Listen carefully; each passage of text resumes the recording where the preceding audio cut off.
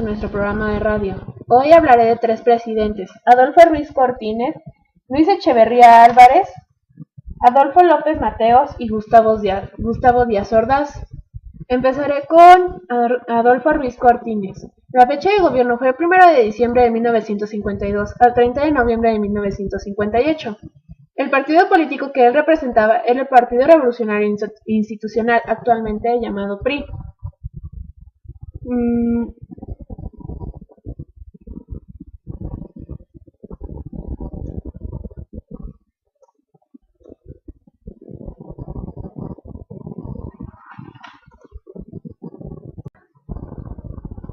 Durante su gobierno de 1941 a 1944 trabajó bajo el cargo oficial de mayor de la Secretaría de Gobernación.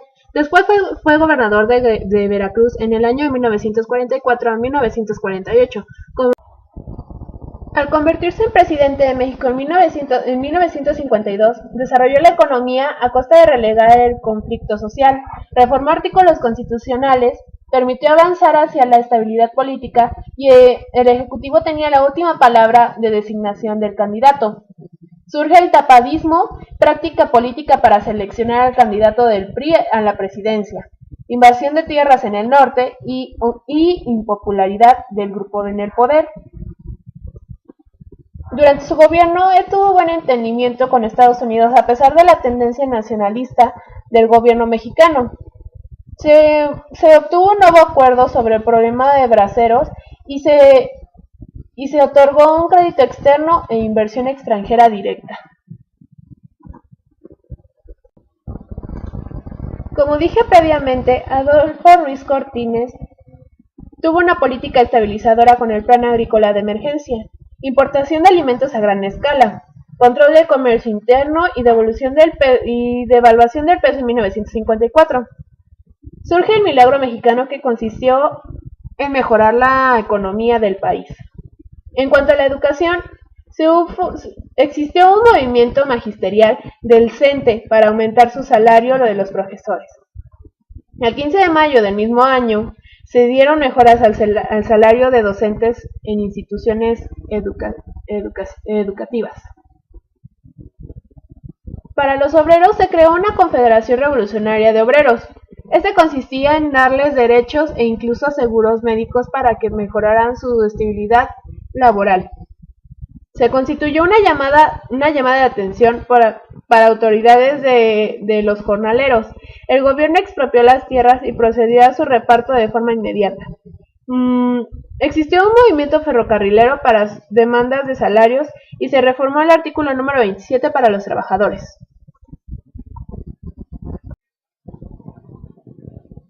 Eso ha sido todo de Adolfo Ruiz Cortines. Ahora iremos con Luis Echeverría Álvarez. Su periodo de gobierno fue de 1970 a 1976. Propuso abrir canales de comunicación en el propósito de mostrarse como una nueva alternativa que recogía la crítica de la sociedad. Sin embargo, se le rechazó el uso de tecnologías y términos del conocimiento del deterioro mexicano. Mantuvieron política mexicana a partir del inicio de la Guerra Fría, lo cual tuvo primer acto importante en su gobierno. Embarcó de líneas de acción y lucha por alcanzar un orden justo y equitativo.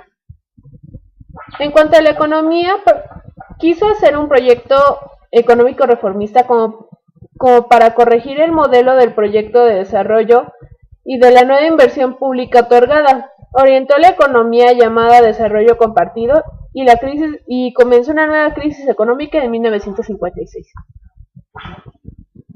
Durante su gobierno también existieron movimientos estudiantiles, aunque salió beneficiado gracias al desarrollo científico y tecnológico del mundo. Para los obreros la mayor parte de recursos fueron acantilados. Dejaron a un lado el impulso de colectivización del sector agrario y se desentió de su existencia. Al final del sexenio se repartieron tierras de las que se habían recogido.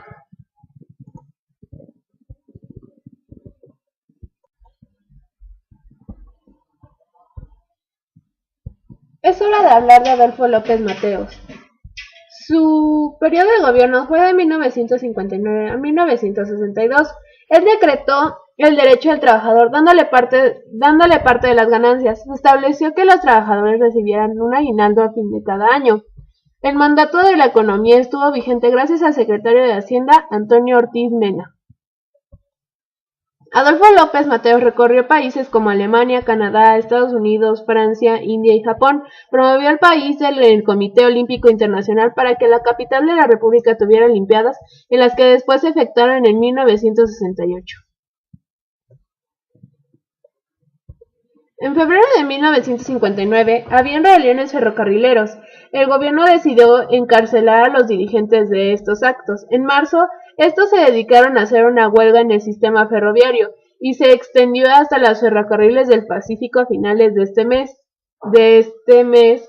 Los dirigentes fueron aprehendidos y despidieron a gran número de ferrocarrileros. En abril, con el argumento de que se había alterado la paz pública, líderes obreros, estudiantes magisteriales y ferrocarrileros fueron recluidos en la penitencia de Lecumberri.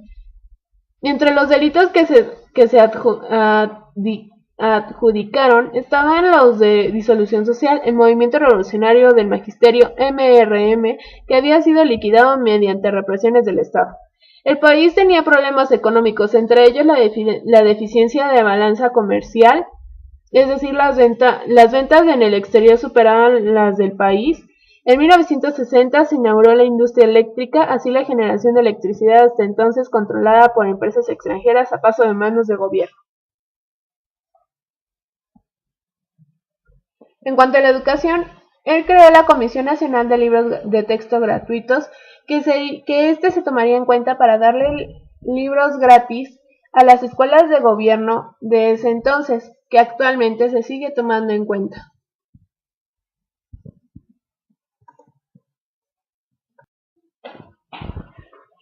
Por último, el presidente Gustavo Díaz Ordaz. Su periodo de gobierno fue del 1 de diciembre de 1964 al 30 de noviembre de 1970.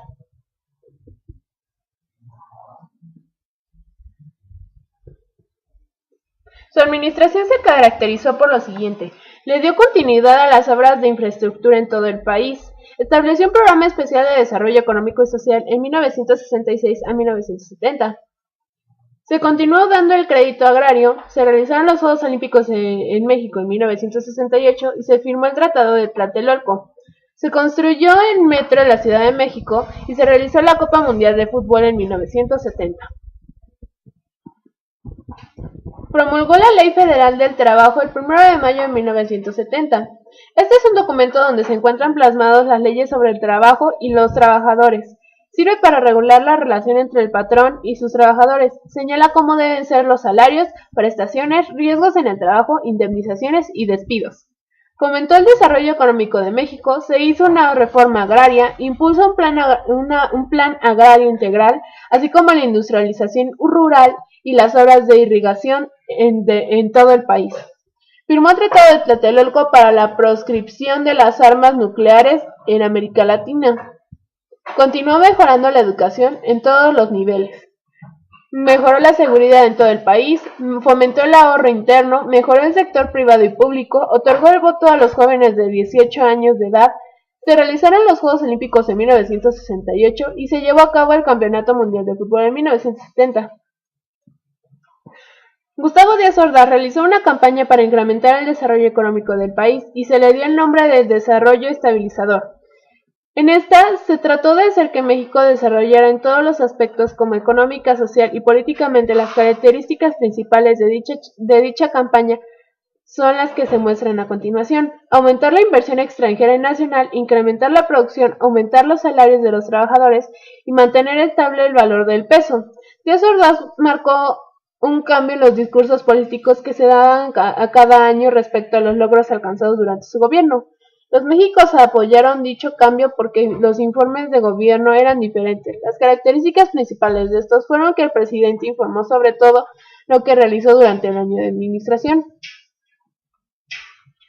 Durante su gobierno se dieron varias huelgas estudiantiles, algunas de ellas finalizaron en enfrentamientos sangrientos, y más la criticada en todo el país fue la que sucedió en Tlatelolco en 1968. Dicho enfrentamiento se inició después de las escuelas vacacionales 3 y 5 del Instituto Politécnico Nacional. fueron ocupadas por varios granaderos diciendo que iba a tranquilizar a algunos estudiantes que tuvieron problemas con otros planteles antes señalados.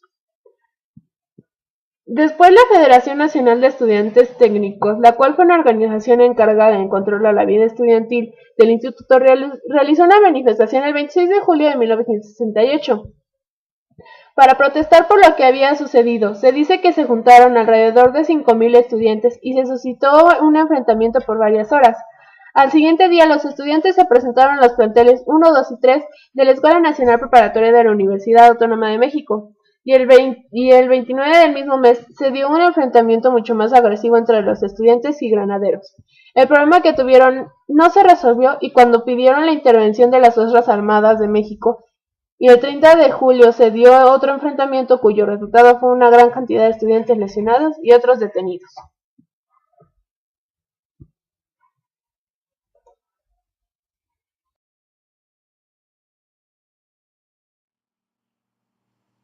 Today I don't feel like doing anything. I just wanna lay in my bed. Don't feel like picking up my phone, so leave a message at the tone. 'Cause today I swear I'm not doing anything. I'm gonna kick my feet up, then